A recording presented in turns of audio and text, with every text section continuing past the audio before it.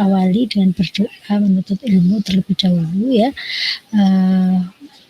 Monggo ya, berdoa menuntut ilmu bersama saya, kita mulai ya. A'udzubillahi minasyaitonirrajim. Bismillahirrahmanirrahim. Raditu billahi rabbah wa bil islami dina wa bi Muhammadin nabiyya wa rasulah. Rabbi zidni ilma warzuqni fahma. Amin ya rabbal alamin. Baik, alhamdulillah semuanya sehat ya yang hadir di sini sekarang. Semoga ya, alhamdulillah semuanya semoga sehat. Hari ini agenda di pertemuan pertama ini adalah ini ya, kontrak belajar, penyampaian aturan perkuliahan modifikasi perilaku selama 1 semester, nanti seperti apa saja yang dibahas, kemudian penilaiannya seperti apa, tugas-tugasnya apa saja misalnya, dan pengantar terkait dengan apa itu modifikasi perilaku. Itu di pertemuan pertama. Nah, sebelum kita membahas itu, akan lebih baik kalau kita pilih ketua kelas terlebih dahulu. Siapakah yang mau menyediakan diri untuk menjadi ketua kelas di modifikasi perilaku ini, kelas A? Siapa? Tidak ada? Kalau tidak ada, bagaimana kalau ditunjuk ya? Tunjuk saja ya. Dari 39, coba kita lihat daftar nama di presensi. Silakan sekalian presensi ya, sambil menunggu. Oke, kita lihat di presensi, kok tiba-tiba mata saya tertumbuk pada nama Khairotun Nisa. Mana Khairotun Nisa? Bagaimana Mbak? Halo? Iya. Ya, ketua kelas ya Mbak? Baik Bu. Oke, terima kasih kesediaannya. Semoga dimudahkan urusannya ya, lancar studinya karena sudah mempermudah orang lain ya. Jazakumullah khairan katsira, amin. Baik, ketua kelas sudah ada. Nah, sekarang sebelum ke materi, kita ini kesepakatan dulu ya. Kuliah kita mulai jam 12.30. Kemudian keterlambatan berapa menit?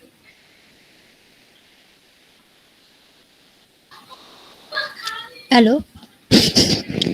15 menit Bu. 15 menit ya. Tolong ketua kelas dicatat ya, nanti di-share di WA group supaya yang lain yang mungkin hari ini tidak masuk juga tahu. 15 menit. Oke. Kalau lebih dari 15 menit baru bergabung gimana?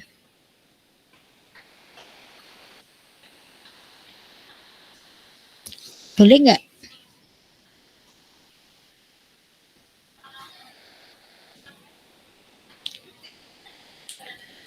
Gimana? Halo? Terkait keterlambatan toleransi 15 menit. Kalau lebih dari 15 menit bagaimana?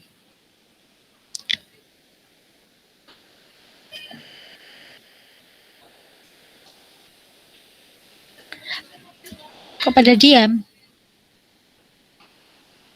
Silahkan menyampaikan pendapatnya.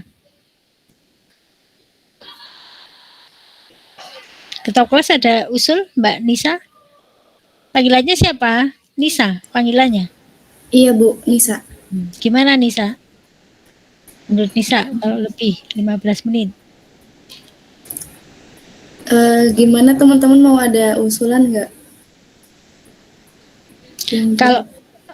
Kalau kelas kemarin begini, dan ini kelas online ya. Kalau kelas kemarin keterlambatan maksimal 15 menit. Jika lebih dari 15 menit nanti kan ketua kelas bisa melihat di ini ya, di apa peserta yang sudah hadir pada pukul 12.45. Nah, kemudian di screenshot itu ya. Nah, artinya berarti yang hadir sampai pada 12.45 siapa saja namanya gitu. Nah, yang lebih dari 15 menit monggo silahkan bergabung boleh, tapi tidak bisa presensi. Kalau tetap nekat presensi itu nanti akan dibatalkan presensinya. Jadi ketua kelas punya tugas melakukan screenshot pada jam 12.45 karena mungkin kalau saya sudah mulai mengajar konsentrasinya kan nggak bisa ini ya, harus fokus menyampaikan materi begitu. Jadi saya minta tolong ketua kelas terus screenshot itu nanti yang di-share supaya transparan, bisa di-share di WA grup kelas begitu. Setuju nggak kalau seperti itu? Setuju, Bu. Setuju, Bu. Yang lain juga setuju ya? Oke. Baik, itu yang pertama. Kemudian yang kedua terkait off cam on cam bagaimana? Kalau mau on cam semua mungkin nanti juga gimana? Mau on cam harus on cam semua? Atau bagaimana? Kan ini semua meskipun online sudah ada di Jogja semua kan? Karena ada mata kuliah yang tidak online.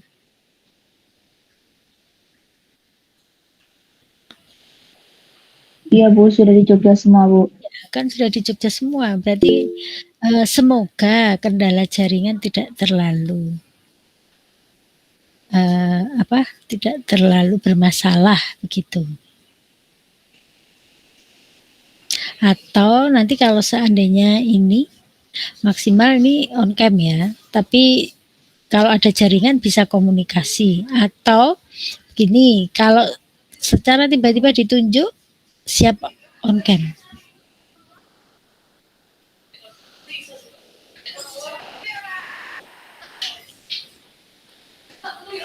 Gimana? Saya minta pendapatnya terkait itu. Boleh, Ibu. Gitu ya. Jadi sewaktu-waktu kalau ditunjuk siap on cam ya. Tuh. Terus tadi kan sudah hadir sampai dengan 12.45. Siapa saja di screenshot. Nah, di akhir ketika selesai kuliah kita untuk ngecek kalau dipanggil tidak ada di tempat, hanya nama, presensi dibatalkan. Jadi yang dimaksud hadir itu tidak hanya klik link Jmeet saja terus ditinggal kemana nggak tahu gitu. Sampai nanti bubar selesai kuliahnya masih ada di situ karena nggak tahu kalau kuliahnya udah selesai karena ditinggal kemana-mana gitu. Nah itu berarti nanti presensinya dibatalkan. Jadi kalau hadir itu ya hadir nama dan hadir orang, memperhatikan begitu. Kuliah, siap kuliah.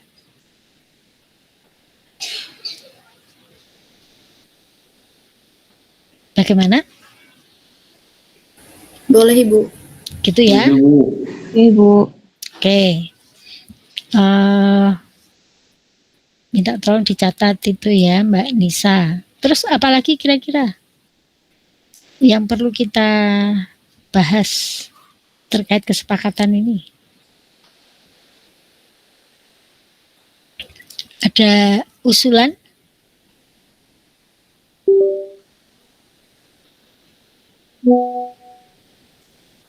Tidak ada? Sepertinya sudah cukup. Sudah cukup ya sementara itu ya. Oke. Baik, nanti tolong dicatat di-share di WA group ya. Baik, sekarang akan kami jelaskan alur mata kuliah kita selama 1 semester seperti apa, begitu. Saya share dulu ya. Sebentar.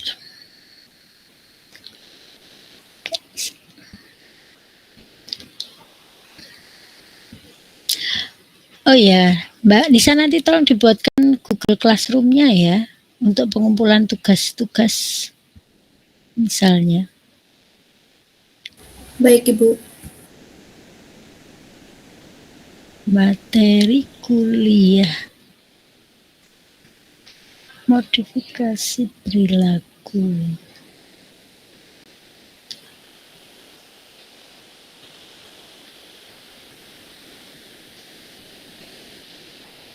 Nah,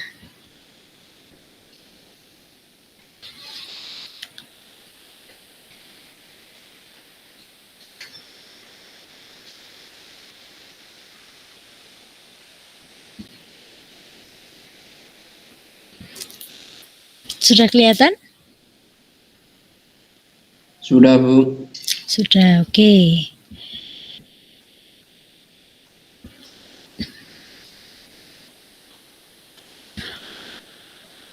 Ini kalau begini bisa nggak ya? Nah, ini jadi lebih besar. Perkuliahan kita nanti ada 16 kali pertemuan, tapi yang 2 kali itu yang pertama adalah minggu ke-8 itu ETS, minggu ke-16 EAS ya. Jadi yang tatap muka secara daring ya, tatap muka langsung tapi secara daring itu ada 14 kali pertemuan ya. Nah, pertemuan pertama itu nanti pengantar ya, modifikasi perilaku, definisinya, kemudian penerapannya di setting apa saja, itu nanti akan kita bahas ya pada pertemuan pertama. Kemudian pertemuan kedua di minggu kedua minggu depan itu materinya adalah assessment perilaku ya. Assessment perilaku itu ada 2, direct dan indirect assessment. Kemudian di assessment perilaku juga akan kita bahas terkait dengan defining target behavior ya. Jadi mendefinisikan secara operasional perilaku target.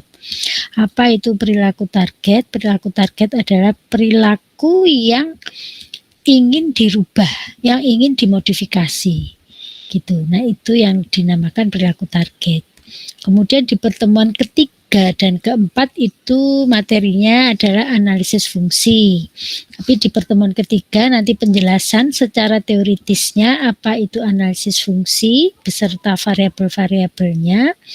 Kemudian setelah itu mahasiswa membuat analisis fungsi dari kasus, kalau bisa kasusnya jangan fiktif ya, tapi kasus sesungguhnya gitu ya, membuat analisis fungsi dari kasus nyata, terserah mau menggunakan siapa gitu ya, perilakunya siapa yang ingin analisis, yang di assessment, diamati nanti ya, kemudian diobservasi, kemudian setelah selesai melakukan observasi dan wawancara ya, materinya sudah dijelaskan di pertemuan kedua. Nah, itu nanti tugas mahasiswa melakukan analisis fungsi, yaitu menganalisa atau mengidentifikasi variabel anteseden ya, variabel pemicu atau penyebab apa sih yang membuat seseorang itu berperilaku seperti itu atau melakukan itu gitu. Kemudian juga perilaku yang ingin dirubah itu sendiri seperti apa, seberapa sering, seberapa berat, misalnya ya, berat ringan sedangnya. Kemudian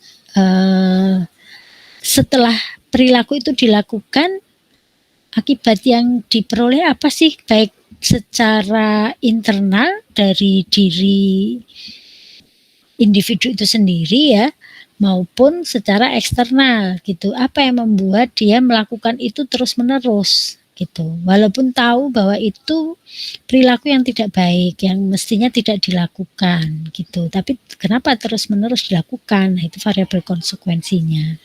Itu nanti dibuat laporan gitu.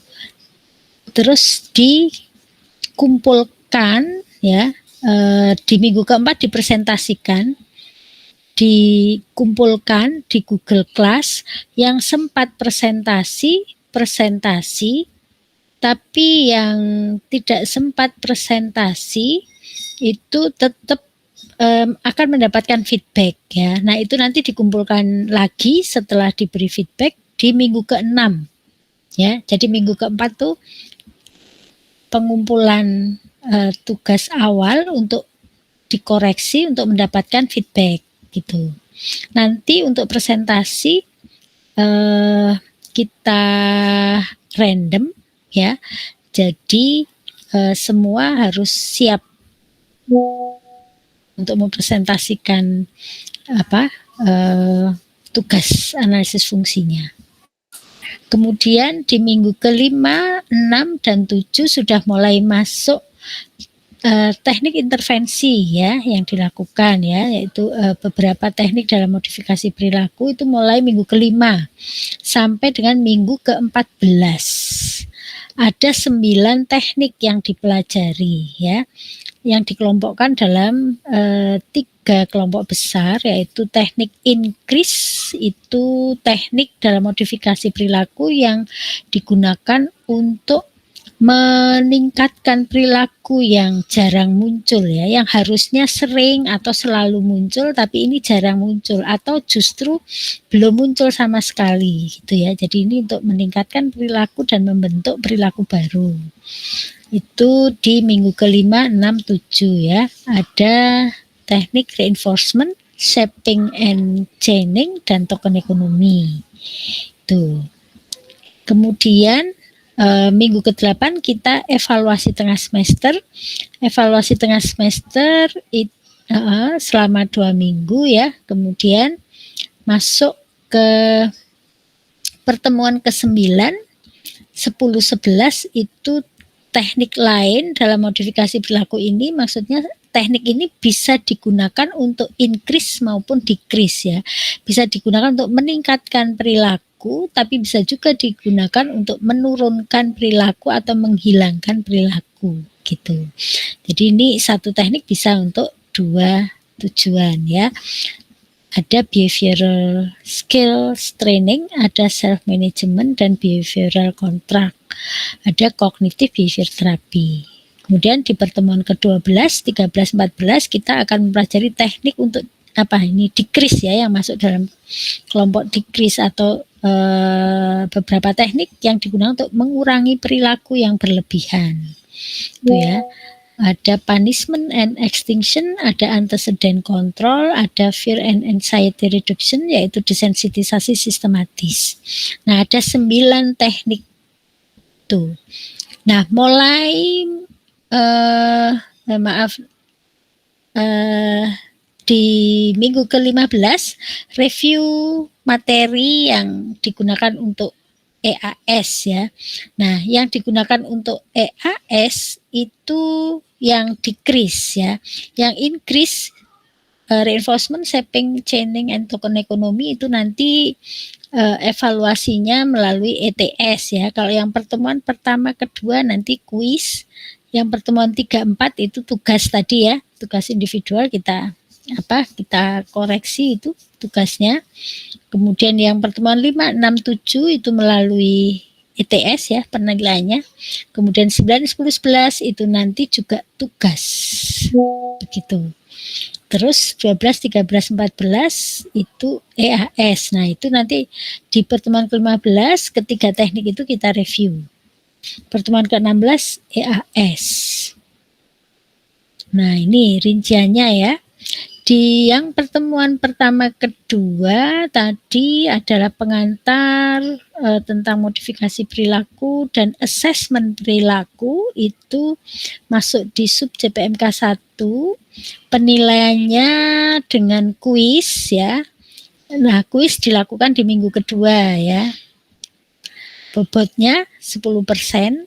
Kemudian yang tugas individu tadi, analisis fungsi yang pertemuan 3 dan 4, kemudian di pertemuan keempat dipresentasikan setelah mendapatkan feedback, direvisi. Nah, setelah direvisi dikumpulkan lagi di minggu ke-6 ya. Nah, ini dikoreksi dari tugas itu, bobotnya 25%. Terus teknik increase ini mulai di minggu ke-5 ya, masuk increase sampai dengan minggu ke-15. Ketika masuk increase itu mahasiswa nanti yang menyampaikan materinya. Jadi ada 9 teknik, maka nanti akan dibentuk kelompok. Jadi 9 kelompok. Jadi nanti yang menyampaikan materi itu mahasiswa yang presentasi. Gitu. Mulai dari pertemuan ke-5 sampai dengan pertemuan ke-15. 1 kelompok, 1 teknik. Jadi ada 9 kelompok. Nanti diundi ya kelompoknya apa saja lah. Nanti mohon membentuk kelompok, dikumpulkan di ketua kelas atau ini ya, terserah ketua kelas nanti bagaimana cara membentuk kelompoknya. Terus nanti hasilnya kelompok 1 siapa aja anggotanya sampai dengan kelompok 9. Itu. Teknik increase ada 3 teknik tadi ya, reinforcement, token ekonomi, dan shaping and chaining. Ini nanti evaluasinya dengan ETS, bobotnya 20%.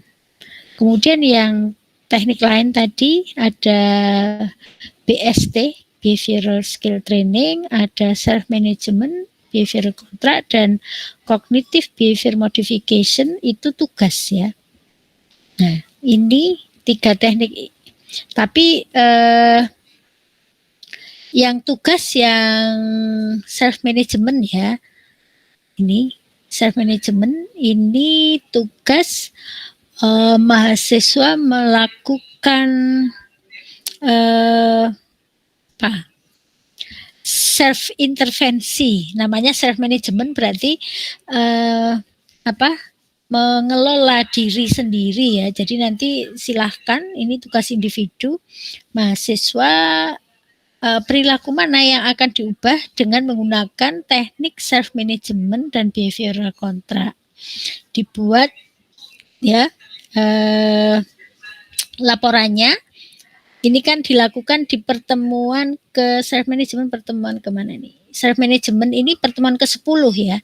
Kalau behavioral skill training pertemuan ke-9, yang self management itu pertemuan ke-10. Nah, nanti tugasnya dikumpulkan di minggu ke-12. Nanti akan kita koreksi, bobotnya 25%. Gitu. Tapi sebelumnya di minggu ke-10 ini dijelaskan dulu secara teori. Yang menjelaskan siapa? Yang menjelaskan teman-teman mahasiswa. Yang kelompok berapa nggak tahu ya. Nanti kan dibentuk kelompok. Jadi yang jelas mulai dari ini reinforcement sampai desensitisasi ini nanti mahasiswa yang presentasi, yang menyampaikan materinya. Begitu. Nah, ini komponen penilaiannya ya. Kemudian teknik decrease itu dikelompokkan dalam sub CPMK 5. Nah, ini nanti untuk materi EAS ya. Di minggu ke-16 bobotnya 20%. Sama seperti ETS ya. ETS juga 20%. Oke, sampai di sini ada pertanyaan? Ibu izin bertanya. Mata kuliah yang akan kita pelajari berikutnya. Ya, Ibu, Mbak. Itu minggu kedua kan kuis ya, Bu? Minggu kedua kuis. Minggu kedua hari Kamis itu tanggal merah, Bu. Tanggal merah ya. Tanggal merah apa? Kalau tanggal merahnya bukan keagamaan, maaf. Ini kok masih Juli ya kalender saya, maaf sebentar. Tanggal merah apa ya? libur Maulid Nabi, Bu. Oh, libur Maulid Nabi. Harus libur nggak ya? Oh iya ya, tanggal 28 ya. Harus libur ya. Kalau harus libur berarti kita harus mencari pengganti ya. Harus mencari pengganti. Nah, penggantinya kapan ya?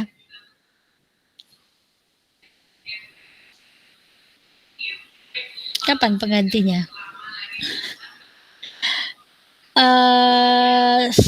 Saya tidak mengajar itu di hari Jumat dan Sabtu. Kalau Sabtu pada nggak mau ya. Kalau Jumat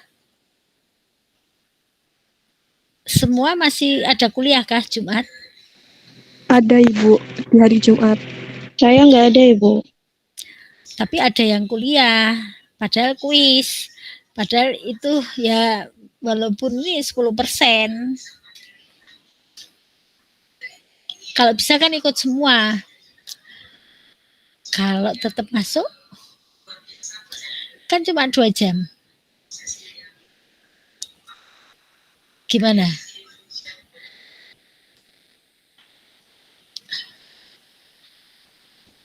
Kok pada diam? Nggak mau ya kalau tetap masuk? Diganti malam berarti? Itu kalau misalnya masih tetap jamnya masih sesuai jam kuliah ini ya, Bu? Saya ikut kelas ini aja, mau pagi apa mau tetap sama. Soalnya siapa tahu ada mata kuliah lain yang diikuti oleh mahasiswa kelas A ini juga tetap masuk. Gitu. Jadi yang jelas tidak tabrakan adalah jamnya sama. Kalau dari saya sih boleh, Bu. Bagaimana teman-teman yang lain? Setuju? Tetap sama? Sama nggak apa-apa, Bu. Tetap sama? Apa Bu? Oke. Sementara tetap masuk ya. Nanti sambil saya tanya dari Prodi, kira-kira diperbolehkan nggak Maulud Nabi tetap masuk online, terus jamnya sama. Tapi kalau misalnya sekarang opsi lain ya, nanti kepastiannya akan kita umumkan di WA Group. Kalau misalnya tidak boleh ada kuliah, mau ganti, yang tidak tabrakan itu pasti kuliah malam. Paling enggak setelah maghrib ya. Kalau kita mulai jam 7, jam 19, selesai sekitar jam 9. 9 kurang. Bagaimana? Kalau dari saya nggak apa-apa Bu. Malam ya penggantinya. Kalau malam itu hari apa? Hari Selasa jangan ya. Selasa besok nggak apa-apa ding. Selasa besok. Selasa minggu depan nggak apa-apa karena kebetulan saya libur. Gimana?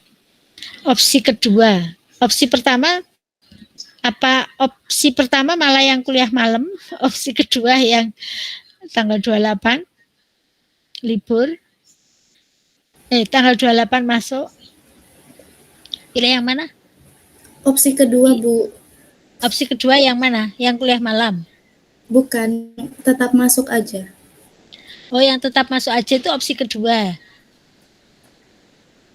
Berarti opsi pertama yang Selasa malam jam 19. Iya Bu. Iya Ibu. Berarti ya kalau begitu Selasa malam aja ya. Kalau dari saya Selasa malam jam 19 gitu ya. iya Bu. Oke, malam jam 19. 19 itu waktunya nanggung ya. Tapi kalau 19.30 maksudnya biar sudah sholat isya dulu gitu. 19.30 kan waktunya sama semua sekarang karena sudah di Jogja semua kan. Kalau 19.30 sampai 21 lebih dikit. Atau pilih yang jam 19. Jam 19 saja. Itu udah saja, Bu. Jam 19 saja. Berarti sholatnya mundur. Oke, kita mulai jam 19 ya, hari Selasa ya. Minggu depan. Baik, Ya, Bu. Ya, Bu. Saya diingatkan loh ya. Hari Seninnya, tolong saya diingatkan bahwa hari Selasa kita kuliah malam, tapi Kamis libur gitu. Oke, sip. Nah, ada lagi yang lain yang bertanya? Ibu maaf izin bertanya. Mbak. Ibu untuk yang hari Selasanya itu tanggal 26 September atau yang pas di Oktobernya ya Bu untuk yang tanggal 3? Yang di September dong. Yang di September. Jadi maju.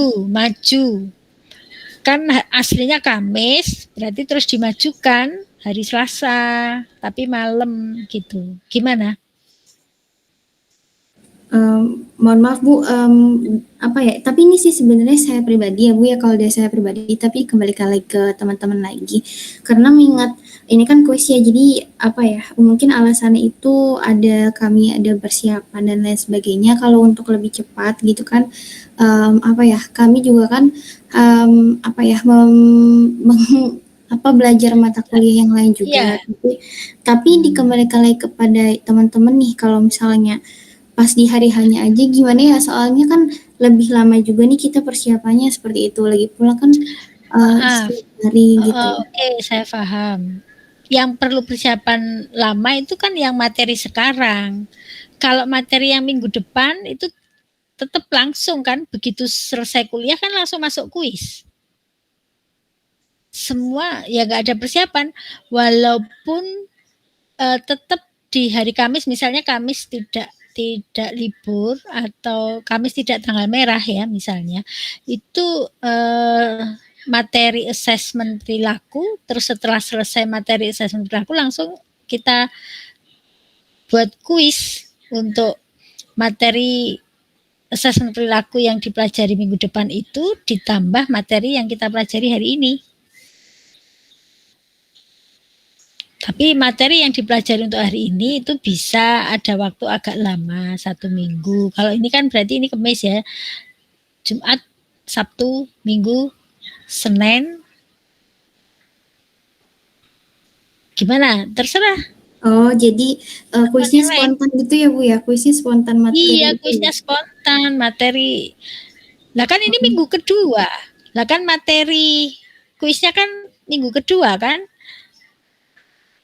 Kan bukan menggunakan waktu lain. Jadi yang di minggu kedua nanti itu waktunya 30 menit terakhir kita gunakan untuk mengerjakan kuis. Gitu. Oh, baik Bu. Baik, tidak ada waktu lain. Misalnya menggunakan waktu lain. Mungkin kalian juga keberatan kan kalau menggunakan waktu lain gitu. Baik Bu, jika seperti itu terima kasih. Ya, nah, maka pada saat minggu kedua nanti ya tolong yang serius memperhatikan gitu. Oke, setuju Selasa ya jadinya? Jam 19 malam. Cari tempat yang kondusif ya, karena nanti ada kuis. Gitu. Apakah ada lagi pertanyaan yang lain sebelum masuk materi? Terkait dengan alur kuliah kita tadi, terus materi yang dipelajari, kemudian metode pengukurannya, prosentasenya. Sudah cukup jelas? Cukup jelas Ibu. Oke, terima kasih. Ya, kalau cukup jelas, nah sekarang kita masuk ke materi ya. Bismillah. Sebelum kita, ini maaf ya, belum sempat di PPT ya. Sebelum kita membahas terkait karakteristik perilaku, perlu kita perlu kita pahami dulu apa sih perilaku itu gitu. Setelah kita mengerti apa perilaku itu, kemudian kan karakteristiknya seperti apa perilaku itu misalnya. Nah, perilaku itu kalau menurut pendekatan behavior adalah sebuah respon ya. Jadi yang dimaksud dengan perilaku dari modifikasi perilaku ini ya menurut pendekatan behavior itu adalah sebuah respon. Nah, dalam perilaku itu ada 4 respon ya. Respon kognitif yang berkaitan dengan pemikiran. Ini tidak tampak ya. Kita baru tahu kalau kita bertanya. Gitu. Kemudian yang kedua respon afektif yang terkait dengan perasaan ya. Misalnya takut, khawatir, cemas, sedih, itu respon afektif ya. Kemudian yang ketiga respon motorik yang terkait dengan gerakan tubuh yang dilakukan oleh seseorang ya, baik motorik halus maupun motorik kasar. Contohnya berteriak, berjalan, duduk, melompat, lari, memukul, nah, itu respon motorik ya. Kemudian yang terakhir yang keempat adalah respon fisiologis. Nah, ini terkait dengan kerja hormonal ya. Contohnya apa? Ini misalnya keluar keringat dingin, kemudian air mata, terus wajah yang memucat ya, atau memerah karena marah atau karena malu misalnya. Nah, itu ya. Jadi perilaku itu dalam pendekatan behavior, perilaku adalah sebuah respon dan ada 4 respon, yaitu respon kognitif terkait dengan pikiran, ini masuk di perilaku yang tidak tampak atau covert behavior. Respon afektif terkait dengan emosi ya yang dirasakan oleh seseorang.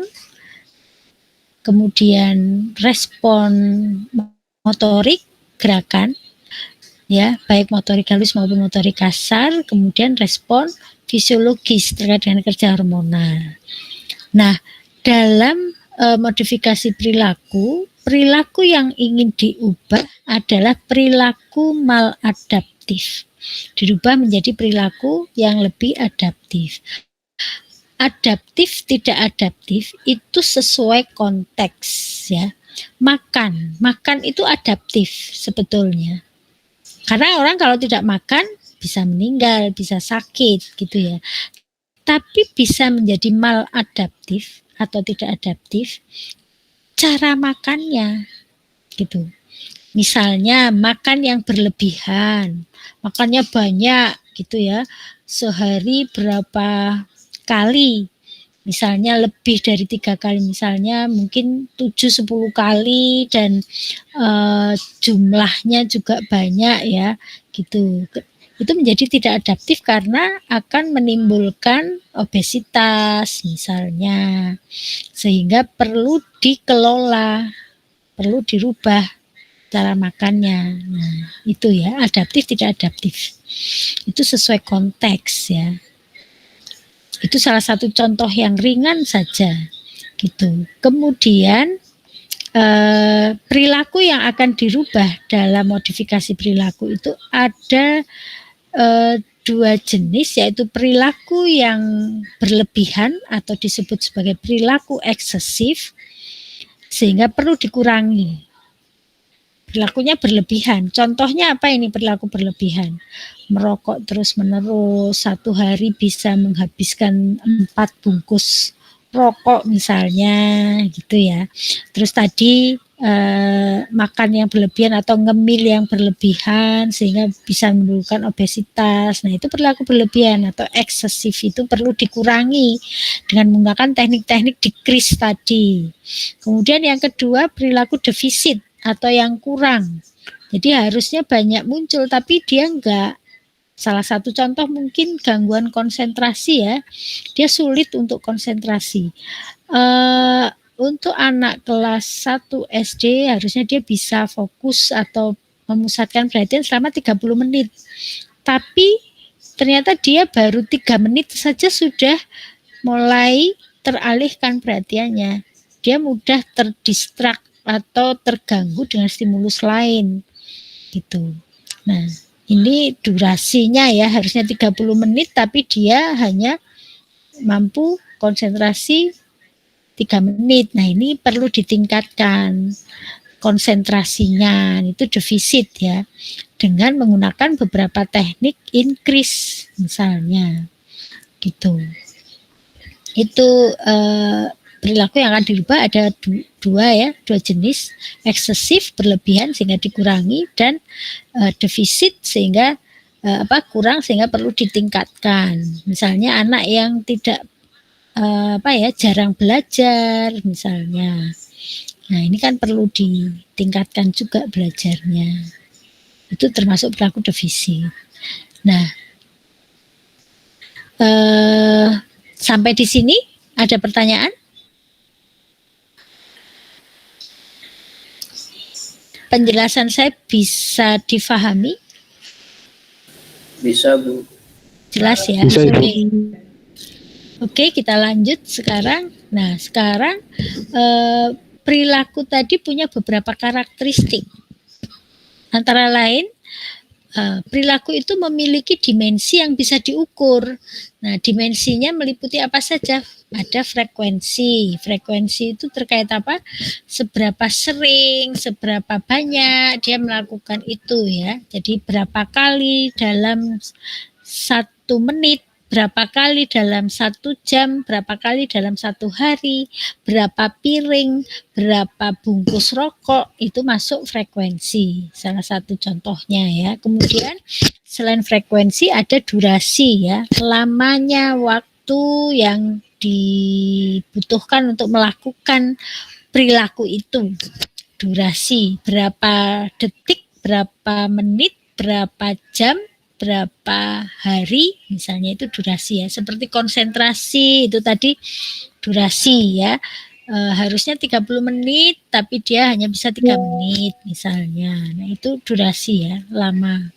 Kemudian intensitas, berat ringannya perilaku yang dipermasalahkan tadi gitu ya. Seberapa besar energi yang dikeluarkan untuk melakukan perilaku tersebut. Nah, ini intensitas ini mungkin tidak bisa dihitung seperti frekuensi atau durasi. Kan kalau frekuensi, durasi jelas berapa kalinya gitu ya. Jadi misalnya 3 kali, 4 kali, 5 kali, 1 menit, 1 jam, misalnya 1 hari, 1 minggu, ya itu durasi. Kalau intensitas mungkin tidak bisa dihitung seperti itu, tapi bisa diukur ya. Dengan apa? Dengan kita menggunakan skala. Jadi skala dimulai dari 0 sampai 100. Nah, skala 0 itu perilaku yang seperti apa? Skala 5 itu, nah gitu ya. Seperti orang cemas. Cemas itu kan nggak bisa dihitung, tapi bisa diukur. Ada pada skala berapa? Intensitasnya itu kecemasannya sampai seperti apa sih? Mungkin dia gemetar ya, karena takut gitu. Misalnya diminta untuk presentasi ya, misalnya cemas berbicara di depan umum. Nah, misalnya ya ketika presentasi ada yang hanya tangannya dingin aja, jadi keluar keringat dingin aja, tapi dia masih bisa bicara, bicaranya juga masih runtut, dia juga tidak gemetar misalnya. Tapi mungkin ada yang dia gemetar, keluar keringat dingin, mukanya pucat, sampai nggak bisa bicara, kayak blocking gitu. Jadi hilang semua apa yang ingin dikatakan itu sampai hilang. Nah, itu intensitas ya. Jadi ada gradasi atau ada apa istilahnya, tingkatan-tingkatannya, itu intensitas. Kemudian yang keempat latensi, itu lamanya waktu ini ya, munculnya stimulus, jarak ya. Maksudnya jarak munculnya stimulus, kemudian muncul perilaku yang dipermasalahkan. Jadi hadirnya stimulus yang memicu munculnya perilaku yang dipermasalahkan. Maaf ini kok. Sebentar ya, lobet.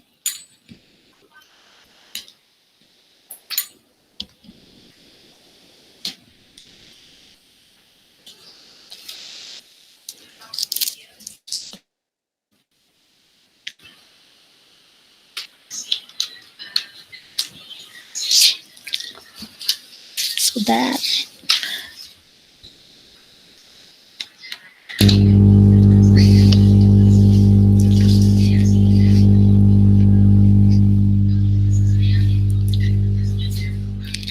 Itu latensi. Misalnya latensi itu seperti apa sih?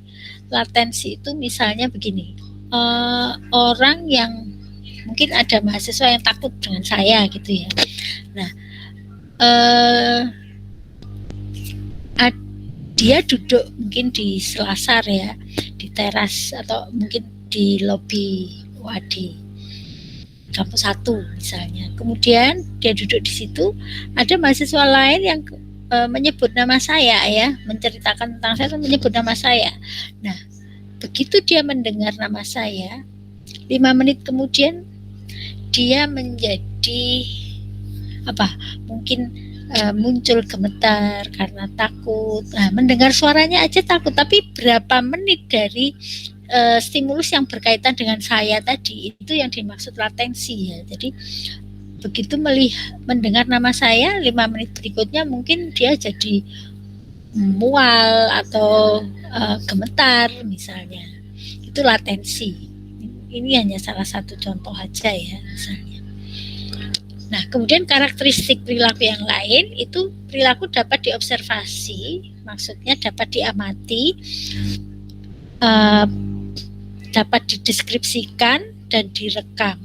Bagaimana dengan yang tadi katanya perilaku adalah respon, dan ada respon yang tidak terlihat seperti kognitif tadi ya. Respon kognitif kan tidak bisa diamati gitu. Respon kognitif itu bisa teramati dari respon apanya? Dari respon fisiologis dan motoriknya. Tapi untuk memastikan itu memang kita tanya, kenapa? Misalnya ya, orang yang takut salah ketika menjawab gitu ya, sehingga dia agak gemetar, keluar keringat dingin gitu. Nah, tampak kalau dia cemas itu dari keluar keringat dingin dan gemetarnya. Tapi apa yang ditakutkan? Kita tanya, kenapa kamu tadi kok gemeter? Kenapa tanganmu dingin banget? Aku takut kalau nggak bisa jawab. Nah, kan itu pikiran. Aku takut kalau nggak bisa jawab, atau aku takut kalau jawabanku nanti ditertawakan.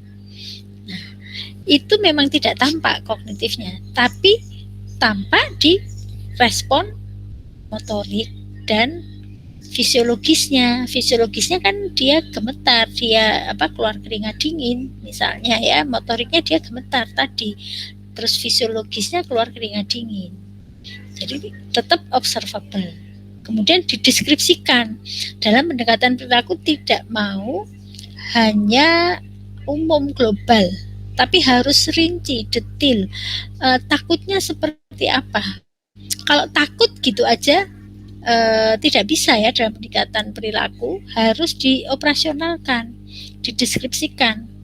Takut, tangan gemetar, keluar keringat dingin, ketika berbicara suaranya menjadi bergetar misalnya. Karena ketakutan untuk satu orang dengan orang lain itu berbeda gitu. Jadi ini harus dideskripsikan dan direkam, karena observable maka bisa direkam ya, karena tampak dari respon motorik dan fisiologisnya tadi. Nah, perilaku memiliki dampak kepada lingkungan dan dipengaruhi juga oleh lingkungan, karena ini behavior ya, menggunakan pendekatan behavior sebagaimana kita tahu bahwa menurut pandangan behavior, perilaku seseorang itu adalah dipengaruhi dari lingkungan ya, dan dia juga karena dipengaruhi lingkungan dia juga memberikan dampak pada lingkungan. Perilaku dia juga mempengaruhi orang-orang yang ada di sekitarnya gitu. Nah, perilaku di sini dapat berupa overt behavior dan covert behavior. Overt behavior itu perilaku yang tampak, yaitu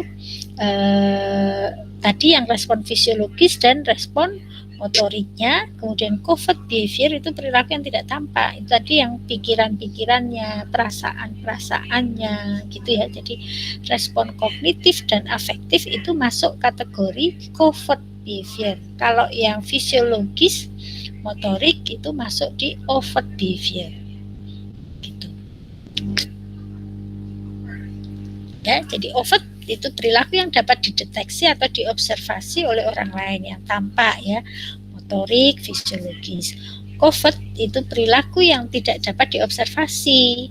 Misal ketakutan berbicara di depan umum. Ketakutan ini perasaan ya, emosi.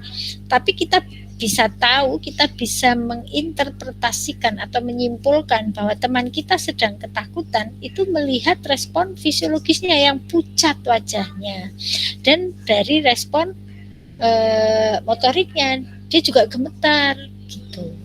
Kemudian contoh yang lain itu yang respon kognitif itu pemikiran yang salah terhadap lawan jenis. Nah, mungkin dia ada beberapa orang yang mungkin punya masalah terkait dengan interaksi dengan lawan jenis ya. Nah, itu karena pemikiran-pemikiran dia yang salah. Tuh.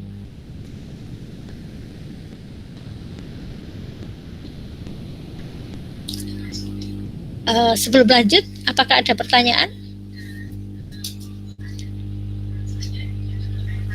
Tidak ada? Cukup jelas ya? Baik, kita lanjut. Nah, dalam modifikasi perilaku, itu perilaku digambarkan dengan kata kerja ya, bukan kata sifat.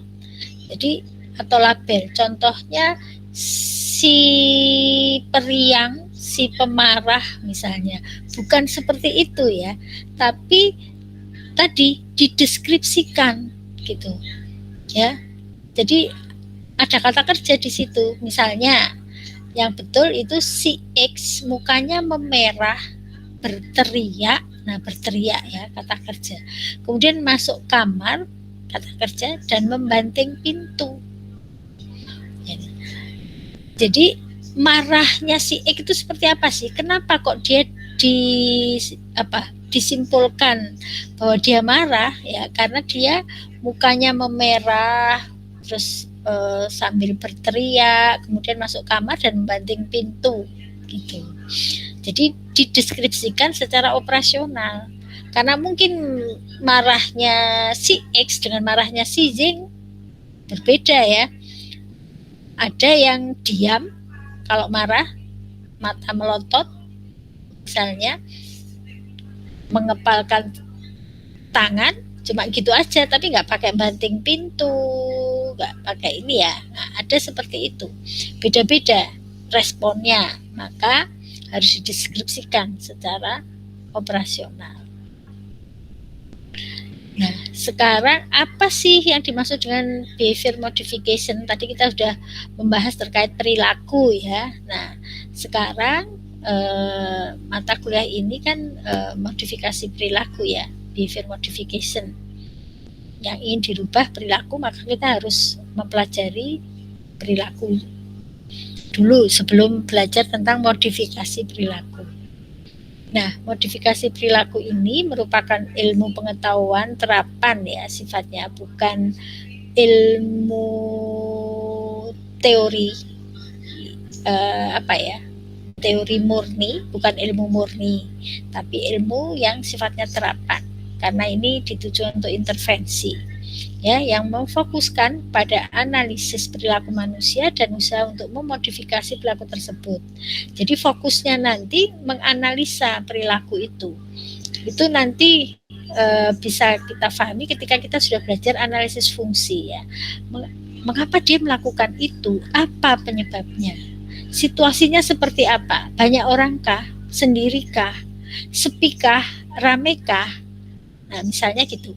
Kemudian perilakunya seperti apa sih? Berapa kali, seberapa berat ya intensitasnya misalnya, dan konsekuensinya apa yang membuat dia merokok terus Misalnya kalau perilaku merokok, apa sih yang membuat dia merokok?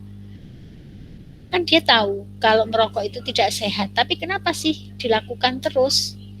Nah, setelah dia merokok, konsekuensinya apa yang diperoleh? Baik dari dirinya sendiri maupun dari lingkungannya. Nah, itu kita analisa di analisis fungsi. Dari analisis fungsi itu baru kemudian kita tetapkan nanti teknik intervensinya apa biar tepat gitu. Nah, analisis di sini adalah proses mengidentifikasi hubungan fungsional antara situasi lingkungan. Situasi lingkungan itu kalau tadi di analisis fungsi itu variabel antecedent ya, yang memicu atau yang menyebabkan perilaku tersebut muncul. Kemudian yang diidentifikasi sebetulnya bukan hanya pemicu saja, tetapi konsekuensinya juga. Apa sih yang membuat dia ngerokok terus? Orang udah tahu kalau rokok itu tidak bagus untuk kesehatan. Oh, konsekuensinya karena kalau dia merokok itu dia merasa lebih tenang. Misalnya, ada beberapa seniman malah mengatakan pada saat merokok sambil mungkin melihat asap yang ini gitu muncul ide-ide brilian sehingga bisa menghasilkan karya. Nah, itu automatic reinforcement ya, itu respon yang diperoleh dari internal dari dirinya sendiri. Tapi mungkin ada juga yang eksternal. Oh, dia dipuji kalau kamu merokok lebih kelihatan man misalnya gitu ya, diterima oleh komunitas tertentu misalnya. Nah, sehingga meskipun dia tahu bahwa rokok itu tidak bagus untuk kesehatan, akhirnya dia merokok terus. Nah, itu salah satu contoh ya ketika kita melakukan analisis fungsi tadi. Kemudian modifikasi ini mengembangkan dan menerapkan satu prosedur untuk membantu orang mengubah perilakunya ya. Menerapkan satu prosedur itu maksudnya teknik intervensi tadi. Ada reinforcement, ada token ekonomi, ada punishment, ada desensitisasi sistematis, ada shaping dan lain sebagainya. Nah, fokus itu kepada perilakunya ya, bukan kepada karakteristik personal atau sifat ya. Makanya kita nggak boleh melabel, bukan kata sifat tadi sudah saya jelaskan. Nah, perilaku yang ingin diubah itu disebut sebagai perilaku target. Itu perilaku yang ingin dirubah. Perilaku target ini ada dua macam, yaitu ada perilaku eksesif, tadi sudah saya sampaikan ya, perilaku yang berlebihan sehingga perlu dikurangi. Kemudian perilaku defisit, itu perilaku yang kurang muncul, yang diharapkan muncul malah nggak muncul sehingga perlu ditingkatkan. Kemudian berpedoman pada teori dan filosofi behavioristik ya. Jadi teknik-teknik dalam modifikasi perilaku itu banyak mengacu pada hasil penelitian psikologi belajar. Yang misalnya tokohnya ada Pavlov ya, classical conditioning dengan percobaan anjing dan bel dan dagingnya. Kemudian ada Skinner, Skinner teorinya conditioning, operant conditioning ya, yang itu jika satu stimulus mendapatkan respon yang menyenangkan maka akan cenderung diulang. Tapi kalau mendapatkan respon yang tidak menyenangkan akan cenderung hilang atau frekuensinya menjadi berkurang. Gitu, itu yang kemudian mengilhami ini ya, ada hukuman, ada hadiah. Nah, itu teorinya Skinner. Kita banyak menggunakan itu. Ada juga teori belajar sosial ya, itu dari Bandura ya, dengan modeling. Nah, kita banyak menggunakan prinsip-prinsip behavioristik ya, namanya juga modifikasi perilaku, menggunakan filosofi behavioristik, banyak mengacu pada hasil penelitian psikologi belajar. Prosedur jelas dan terperinci ya, langkah-langkahnya, kemudian perilaku yang ingin dirubah didefinisikan secara operasional dulu. Dari beberapa unit perilaku tadi, mana yang ingin dirubah lebih dulu, misalnya, terus tekniknya apa, langkah-langkahnya bagaimana, itu nanti dirancang dengan detail gitu. Nah, ini dapat dipraktekkan oleh orang dalam kehidupan sehari-hari ya. Jadi tidak perlu kualifikasi khusus. Saya yakin sebetulnya kalian sehari-hari itu sudah menerapkan modifikasi perilaku. Sebetulnya contoh sederhana saja ketika keponakan atau adik Anda ketika diberi sesuatu mengucapkan terima kasih, itu kita respon dengan positif ya, dengan mungkin tersenyum sambil mengangguk atau aduh pinter misalnya. Nah, itu sebetulnya sudah menerapkan teknik modifikasi perilaku yang paling sederhana, yaitu reinforcement positif ya, memberikan penguatan pada perilaku yang ingin yang kita inginkan supaya diulang-ulang gitu. Sebetulnya kita sudah. Kemudian ketika kita nggak senang dengan teman kita yang suka gosip misalnya ya, kita melakukan extinction misalnya. Ketika dia mulai gibah, kita diam aja, pura-pura nggak dengar, jadi tidak kita respon misalnya. Mungkin kita pernah melakukan itu. Kenapa?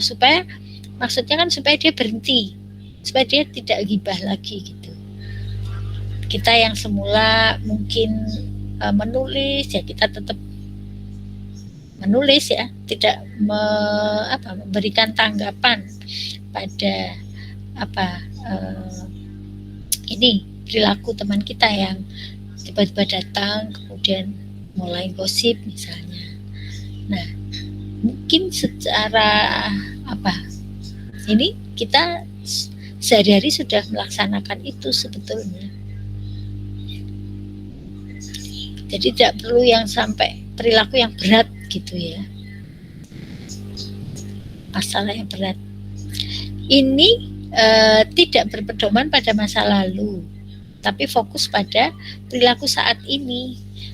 Ya, beda dengan pendekatan psikodinamik. Kalau psikodinamik ininya masa lalu. Nah, ini tokoh-tokoh yang banyak hasil penelitiannya kita pakai teknik-tekniknya. Pavlov ini dengan classical conditioning-nya itu kita gunakan di desensitisasi sistematis ya. Orang yang ketakutannya luar biasa, kemudian kalau setelah takut itu kemudian bersamai dengan relaksasi, lama-lama menjadi tidak takut gitu. Ini diilhami dari percobaan bel, daging, dan anjing ya. Pertama bel disajikan tidak akan menimbulkan respon karena itu bukan unconditional stimulus, bukan stimulus yang secara alamiah akan menimbulkan respon gitu. Tapi karena bel ini sering sekali dipasangkan dengan daging, akhirnya begitu bel bunyi tanpa ada daging pun air liur sudah keluar kan gitu. Awalnya bel, daging, baru air liur keluar. Kalau bel saja air liur nggak keluar, tapi karena sering banget ya, bel terus daging, air liur keluar, bel, daging, bel, daging. Nah, kemudian suatu saat hanya bel saja, maka air liur sudah langsung keluar karena persepsi anjing itu sudah ini ya, jadi kebiasaan kalau bel ini mesti waktunya makan, mesti ada daging, nah air liur keluar misalnya gitu. Itu di desensitisasi sistematis kita gunakan ya. Kemudian ada tokoh yang ini ya, the law of effect ya, Thorndike, ada Watson, ada Skinner, ada Bandura juga sebetulnya ya. Nah, modifikasi perilaku ini penerapannya pada setting apa aja? Hampir semua setting dalam kehidupan itu memerlukan modifikasi perilaku ya. Ada, bisa diterapkan maksudnya modifikasi perilaku. Di developmental disabilities ya, kasus-kasus perkembangan yang hambatan perkembangan, orang yang mengalami hambatan perkembangan misalnya, kemudian mental illness ya, orang-orang dengan gangguan jiwa ya, dengan kita bisa melakukan token ekonomi misalnya. Salah satu contohnya orang-orang schizofren itu perawatan dirinya kan tidak bagus ya, dia jadi lupa mandi, lupa gosok gigi ya, lupa membersihkan tubuhnya karena banyak dipengaruhi oleh halusinasinya ya. Nah, maka dengan penerapan token ekonomi, kalau dia mau mandi akan dapat kupon atau stiker atau apalah bentuknya ya, disesuaikan dengan penerimanya yang tidak mudah rusak misalnya. Nah, nanti kalau sudah terkumpul sejumlah tertentu bisa ditukar di kedai atau di koperasi rumah sakit tersebut dengan barang atau makanan yang dia sukai. Tuh ya. Kemudian di pendidikan dan pendidikan khusus ya, di sekolah-sekolah, baik sekolah reguler maupun sekolah khusus. Kemudian di panti rehabilitasi, ya. Kemudian di psikologi komunitas, psikologi klinis, industri dan pelayanan, misalnya ya di bisnis, industri, pelayanan, ada beberapa toko itu yang menerapkan pemberian kupon ya, kalau minimal pembelian berapa, misalnya minimal pembelian 300.000 dapat 1 kupon. Nah, nanti kupon itu bisa ditukar dengan benda atau apa yang disukai, atau minimal pembelian 50.000. Berarti kalau belinya 175, kelipatan 50-nya kan dia akan dapat 3 kupon ya, karena sudah 175. Nanti kupon itu kalau sudah terkumpul dalam jumlah tertentu bisa ditukar dengan barang yang diinginkan di situ gitu. Mungkin kalian pernah juga ya mencuci motor, misalnya cuci 5 kali, 1 kali gratis. Jadi pertama cuci dapat 1 kupon, nanti mencuci yang kedua dapat 2, terkumpul 5.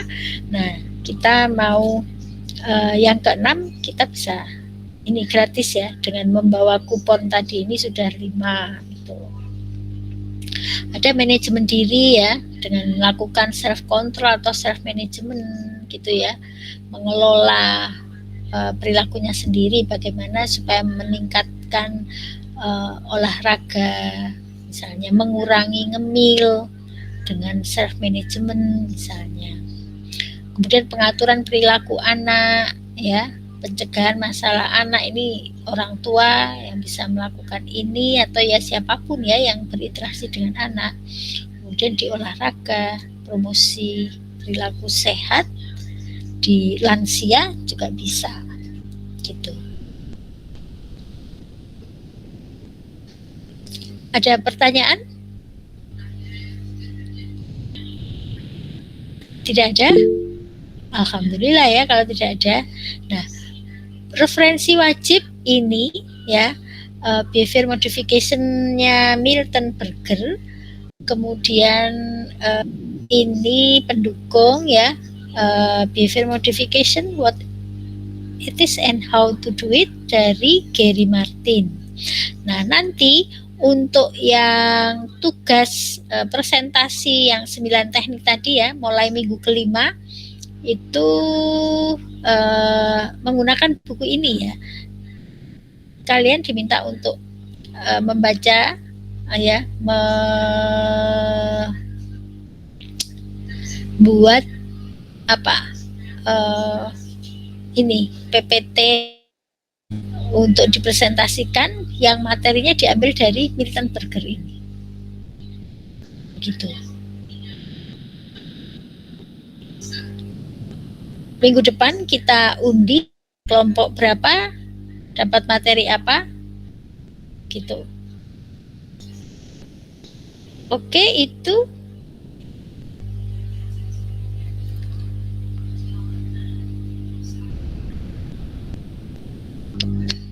apakah ada pertanyaan? Ibu mau tanya, berarti jumlah kelompoknya 5 sampai 6 orang. Iya, karena hanya 9 kelompok, karena hanya 9 teknik. Ya, termasuk banyak ya.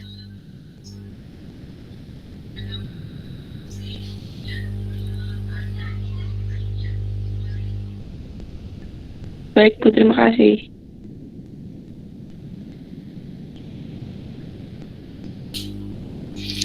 Nah, penetapan siapa dapat apa nanti kita undi ya minggu depan. Paling tidak terbentuk kelompok dulu.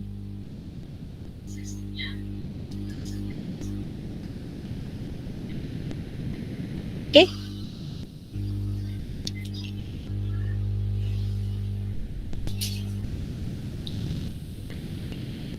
Ada pertanyaan lain?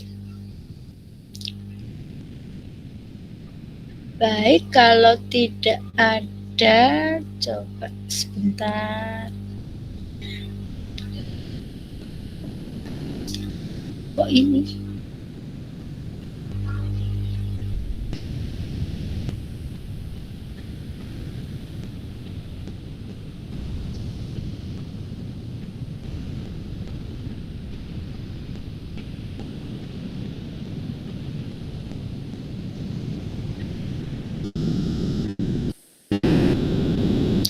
Oke, untuk pertemuan pertama ini bonus ya.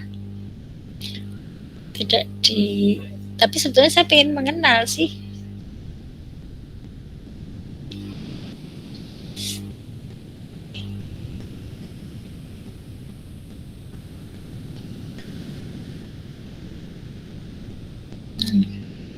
Coba sekarang saya ingin mengenal ya.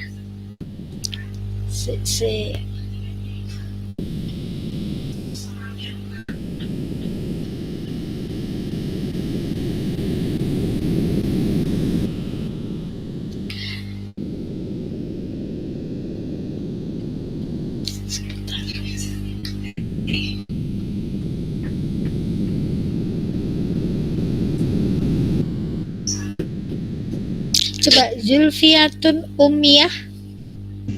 Mana? Hadir, Bu. Hadir, oke. Fareha, siapa ini? Lukiana, benar? Mana? Hadir, Ibu. Oke. Faiza Isnaini. Hadir, Bu. Diva Cantika Putri. Hadir, Bu. Kun Amin Hasanah. Hadir, Bu. Lutfi Alvarez. Hadir, Bu. Hazel Bayu. Hadir, Bu. Hadir. Kamu belum presensi ya? Barusan. Oke. Farid Nur Afrizal. Hadir, Ibu. Erlangga Rian. Hadir, Bu. Hadir. Koiro Tunisa, ini ketua kelas ya. Oke. Lucy Safira Handayani. Yang mana? Hadir, Bu. Holiza Salsabila Putri. Nadia Rizky Nurmaulidiani. Hadir, Bu.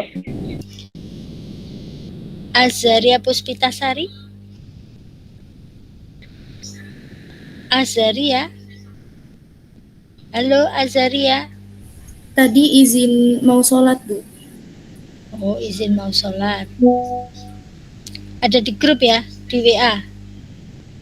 Iya, tadi barusan info ke saya. Dia tidak izin di WA grup kelas. Tidak, Ibu, izin ke saya pribadi tadi. Oh, gitu.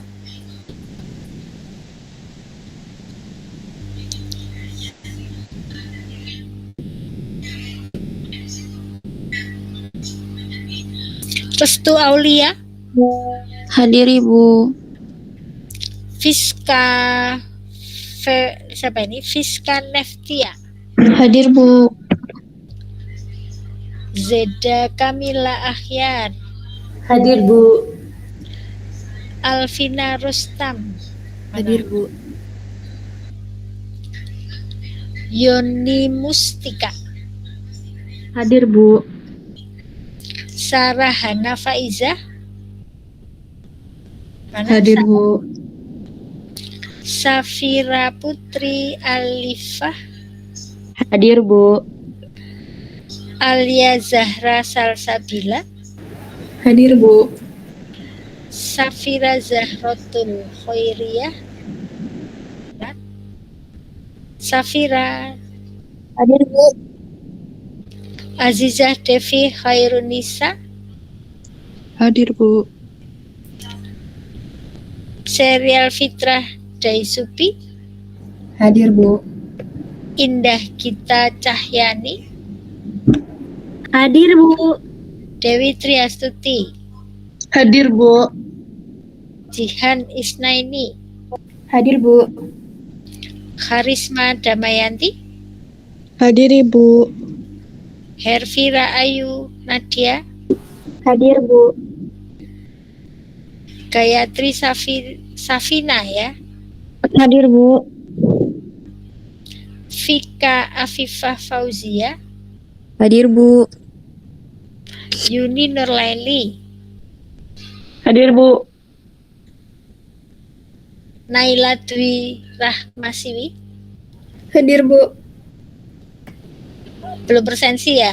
Oke, tak presensi. Sudah. Oh sudah, kok Pesan. masuk. Marcella Dwi Wardani, Hadir, Bu. ini belum masuk presensinya. Fadiah Lubna, Hadir, Bu. Khairunisa, Hadir, Ibu. Riyadin Bagus, Hadir, Bu.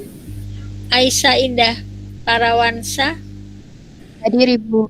Dinda Zahra Azizah, Hadir, Bu.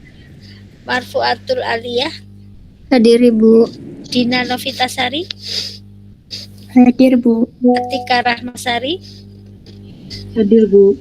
Anggrai Dita Anggun Kencana, Hadir, Ibu. Hana Mufida, Hadir, Bu. Yuniar Salsabila, Hadir, Ibu. Cinta Kumalasari, Hadir, Ibu. Muhammad Erdin, Muhammad Erdin Maulana tidak ada ya, tidak hadir. Baik. Oke, kita akhiri. Ibu maaf. Iya. Ibu maaf tadi yang disebut yang belum presensi aja tuh gimana ya Bu? Aku belum disebut. Semua. Aku Indi tadi belum mungkin terlewat Bu. Siapa namanya? Indi Agustin Bu. Di sini tidak ada namamu, Mbak. Masa Bu? Salah kelas ya. Ada ding, ada Indi Agustin ya. Oke, lewat Iya. berarti. Siska Julistiani. Matur nuwun Bu. Siska Julistiani. Tadi ada toh. Siska Julistiani. Tadi udah tak panggil belum ya? Kayaknya belum. Siska. Halo. Loh, malah Siska nggak ada. Indi Agustin tadi sudah ya. Siska Julistiani. Mohon maaf Bu, tadi saya mewatirin terlewat sebenarnya Bu. Terlewat ya, Siska Julistiani. Sekarang mana anaknya? Ini yang tidak hadir ya. Oke, kalau tidak hadir berarti tadi itu ada yang